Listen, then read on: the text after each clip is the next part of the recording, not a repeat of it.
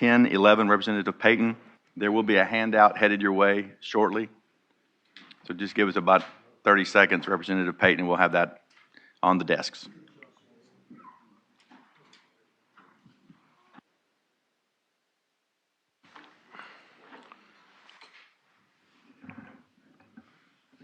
Thank you, Mr. Chair and committee members. The handout is simply a 2.5-page letter from the attorney that drafted the Texas abortion ban bill that's become kind of famous here lately. It gives some of his counterpoints to an email you probably received earlier this week. I'll give you a minute to look that over, but I'm sure we're probably going to have some discussion. I'll be happy to answer questions as they come.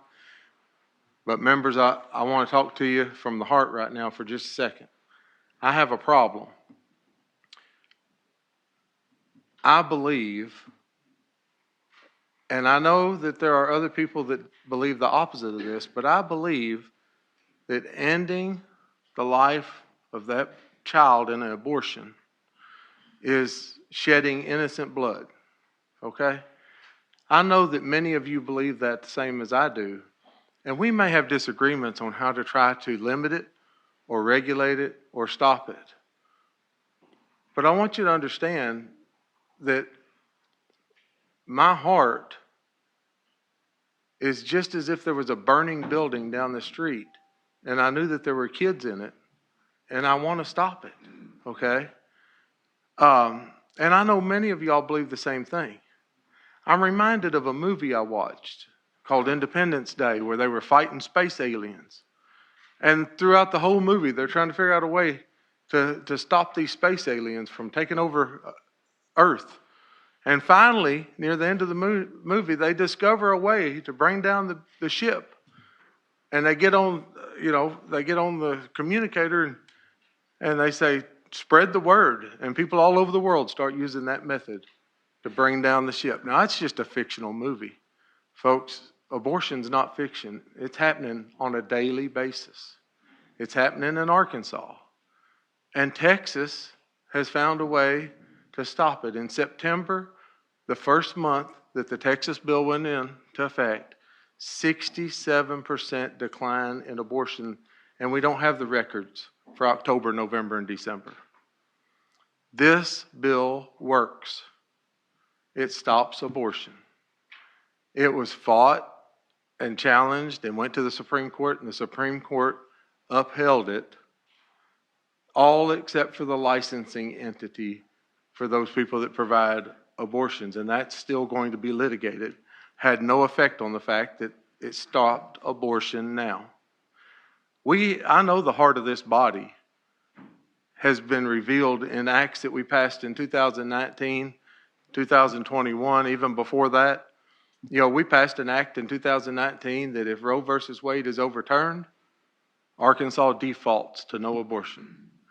We passed Act 309, I think it is, in 2021 that limits abortion.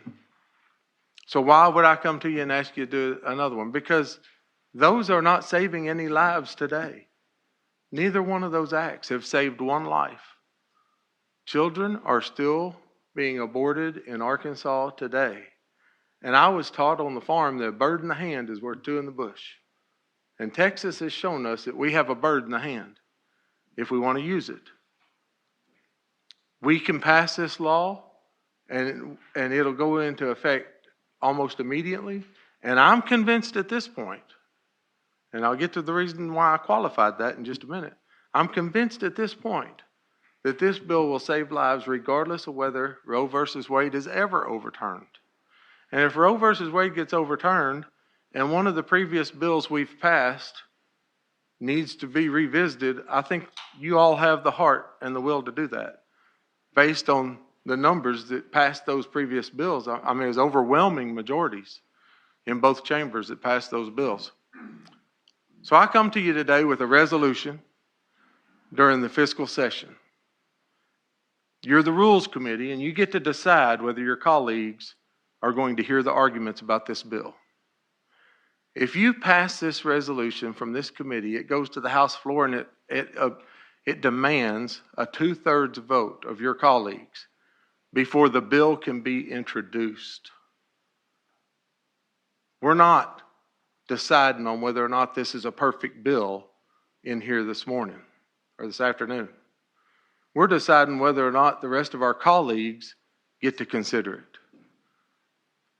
Then it'll go to the House floor as a resolution, and if they want to stop their ears and go la la la la la la and not hear it, then they don't have to vote for the resolution. It takes 2/3 to hear it.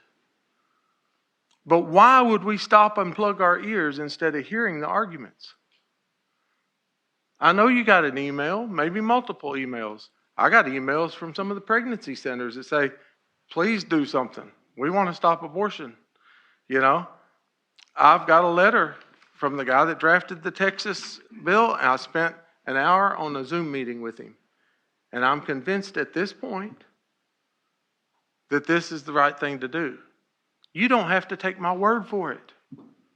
If we pass the resolution to hear the bill will be filed, and the bill will go to committee like every other law we've ever considered, and it'll have to pass that committee with a do pass. It'll have to go to the House floor and be considered and argued. But you know, thus far, the public hasn't had a chance to come before you and give their arguments. The experts, the lawyers, how many of you have talked to a lawyer? How many of you have read the Supreme Court decision? It doesn't really take that long. I mean, about 30 minutes worth of reading for the Supreme Court decision. A little hard to understand, and so it took me 30 minutes. It might take you 15. But the bottom line is, have you talked to lawyers? We are the people's representatives. And I promise you, this topic is a hot topic. It's important to the people. Everywhere we go, they're asking us why we haven't done it yet. And I can't come down here and sit on my hands through a fiscal session and not hear why we shouldn't do it. If we go to Health Committee or Judiciary Committee or whatever committee with the bill, and those experts come in there and convince me that we shouldn't do it, I can go home and tell my people why we shouldn't do it. But at this point, there is nothing I can tell the people back home as to why we didn't adopt a Texas-style abortion ban in Arkansas. I'm asking you, I'm begging you, allow this resolution to hit the House floor. And then I'm going to try to convince 2/3 of our colleagues to allow the bill to be filed. And if it goes to Health Committee, I'll be sitting there with an open mind. I mean, some of the people who say we shouldn't do anything right now are people I've trusted for years. And you can bet that when I received that email, it got my attention. And in the email, he says he spoke to experts. I want to hear from those experts. I want to hear from attorneys that tell me why we can't pass this law without affecting the others. We pass laws all the time that have paragraphs in them that say, you know, it's not changing this. Well, this bill that I'm asking you to let me file has a paragraph in it that specifically says it's not going to change 309. It also removes the language in the language in the Texas bill that survived, that the challenge survived the Supreme Court, is not in this bill. That portion of the Texas bill that deals with the licensing entities of abortion providers is not in this bill. And that's the only part of the injunction that survived. And it's meaningless. It doesn't matter whether they have a license or not, if they're not going to perform abortions, right? Folks, I know you don't have all the answers. I don't have all the answers. The process by which we live our lives down here as state representatives is the folks back home have a concern. We bring it up and we file legislation. And we hear from both sides and we modify the legislation and we either pass it or we fail it. This resolution says I can file a bill.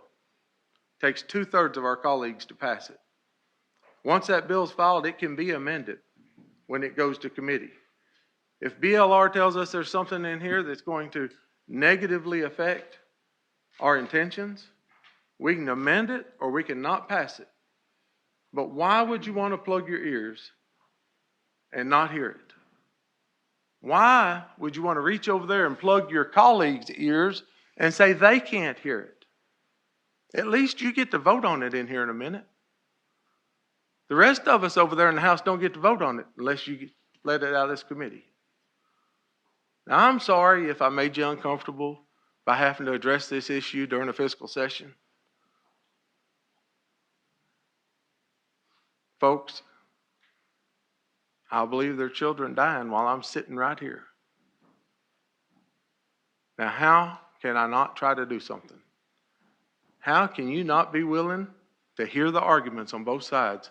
We have seen a 67% reduction in abortion in Texas in the month of September. That's a fact you can't argue with. Give us a chance. Let's hear the merits. And I don't know how this goes, but I assume there's some people for or against it. Do I get to close in a little while? Thank you. Thank you, Yep. committee. Hang on just a second, Representative. Members, are there any questions of Oh, yeah. Representative Payton? All right. Seeing no questions, we do have someone signed up to speak against the bill. We're on House Resolution